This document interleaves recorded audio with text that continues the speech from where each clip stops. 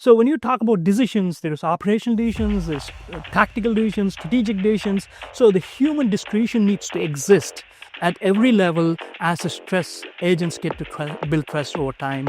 And along the way, you figure out how to peel off functionality from your legacy and give it to agents.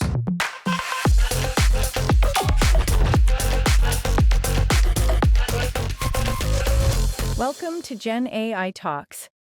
I get to meet with people that are doing so many amazing things. And from sci-fi to reality, I'm watching it in real time. And I'm excited to share that with you. Today is another one of those days. When we think about the way that agents are being deployed, there are so many battles that are being held. One of them that's most critical is how we manage legacy systems. And so one person who's working directly on that problem has been doing it for actually a long time on this forefront is a man I'm getting an opportunity to sit next to now. Can you introduce yourself, introduce your company, and what are you guys doing? Sure. I'm Badri Sriraman. I'm Senior VP of Innovations at Karsun.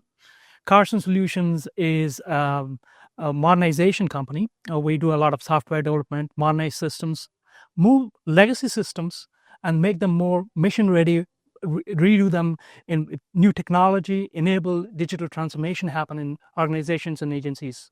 Our customers. What have you learned coming into this space and when you're working now with Karsun? There's a sense of security and reliability that needs to exist for business to work, for customers to get their value. They got to be able to trust the systems, trust the people behind the systems, trust the organizations that are delivering services to them. And all of those are coded into your systems in how they work, the processes behind them supported, and the people and systems together deliver value. Can we rely on systems to deliver our core values enshrined in laws and regulations and rules, right? And systems embed that in their code. When we do rebuild systems, when we do rewrite them, we need to be cognizant of the fact that compliance, that trust is maintained. And as you do actually build them, you do not break the operational aspects or the trust aspect of the existing system. There's this concept that people may not know of called brownfield and greenfield. For those that don't know, brownfield is your legacy code, so your previously written architecture, and then greenfield is the idea of creating brand new technology or brand new additions and features. Can you unpack the problem of brownfield and greenfield and why brownfield is actually harder? Brownfield really is your current systems built over many years, is a consequence of a lot of decisions, a lot of projects that have happened over a period of time. It is very hard because you don't know where you touch, what you may break. That concept, you need to be able to help blueprint your brownfield systems so you can understand how are they coming together, how is it delivering to my business today, how is it delivering to our users today. And understanding, unpacking that is very important before you introduce AI and agents and start to change things over. Now, you can start build a totally new system and throw away one of your existing systems, and that's your greenfield approach, where you kind of figured, hey, this is all of the functionality or outcome I want. I'm just going to build it new. I'm just going to retire. While that is possible in some cases, but it is not possible always, because it's a lot of intertangled system hodgepodge of integrations that how your systems are delivering to your business. Can you talk about the architectural challenges of reasoning and being able to bring these solutions to life in a way that allows people to take that? Because if you think about legacy code, these are millions of lines of code that are written.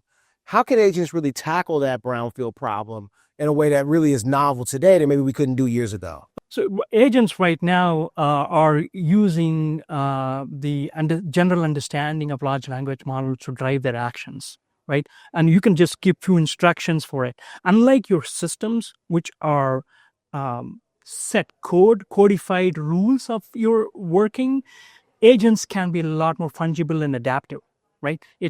You can attach memory and keep changing it in context with some new instructions, and it's going to do something else. So how do you get to build systems that are reliable and secure on essentially unreliable and unsecure components, which is in this case LLMs and AI, right? And the way you do that, and it's not it's not a new problem. It's a problem that's been existing for known well and solved in many ways, right? There is levels of tolerance and levels of redundancy built in how it's structured and how it's working, right? You should do the same with agents.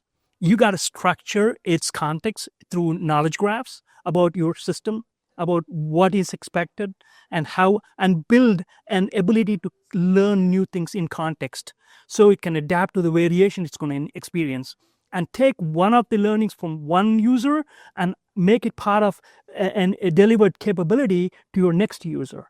And how do you do that? You got to make agents learn from your own people, right? So learning from code, take the known business rules that's already existing in your system, make that the guideline and your guardrails of your current context in which agents run, right? And then learn from your data to see what decisions have been made in the past and in what context were they made, so you can actually add those skills to the agent.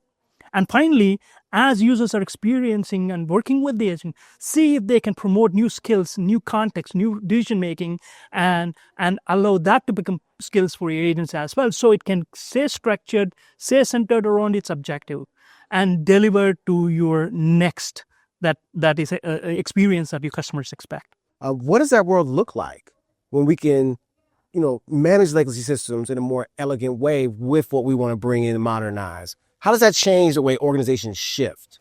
We are with the legacy systems running our business today, right?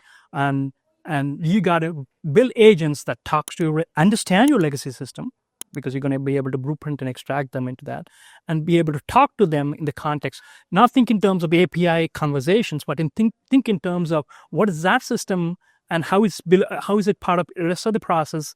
What is this agent's goal, and how is it going to play along with it? That agent can understand because it's adaptive. So when you talk about decisions, there's operational decisions, there's tactical decisions, strategic decisions. So the human discretion needs to exist at every level as the stress agents get to build trust over time. And along the way, you figure out how to peel off functionality from your legacy and give it to agents. What are some decisions that maybe most people overlook when they look at attaching agents to their legacy systems? There is the business rules in your current system, and they are part of a larger process. The agents have to be part of that larger process. When you need to design for it to be part of the larger process. They look at a specific feature and build the agent for that feature. But if you're not seeing the overall experience the other customer is going to see, and you're not seeing the overall data and how it's flowing in your process and how the business is coming together to deliver to that experience for the customer, and you need to think that human-centered agent, that's one way to think about it, in the sense you build your change in a human-centered way.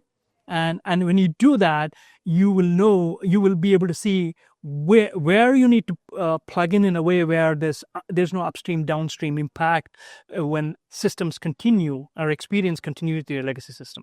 What's your big bet for the future here? There is a hype to some extent right now that it's going to burn off, but people are going to realize the value is in understanding legacy systems and agents working together, people and agents working together. This cycle is going to take a slow path forward. Follow them on LinkedIn. Check out their website, a company that you need to watch. Their work is changing how the world runs. Thank you. See you all soon, huh? What a time. Yeah. Awesome. Big ideas, real tools, bold moves. That's what GenAI Talks is all about. Don't miss what's next. Subscribe and explore more in our GenAI community.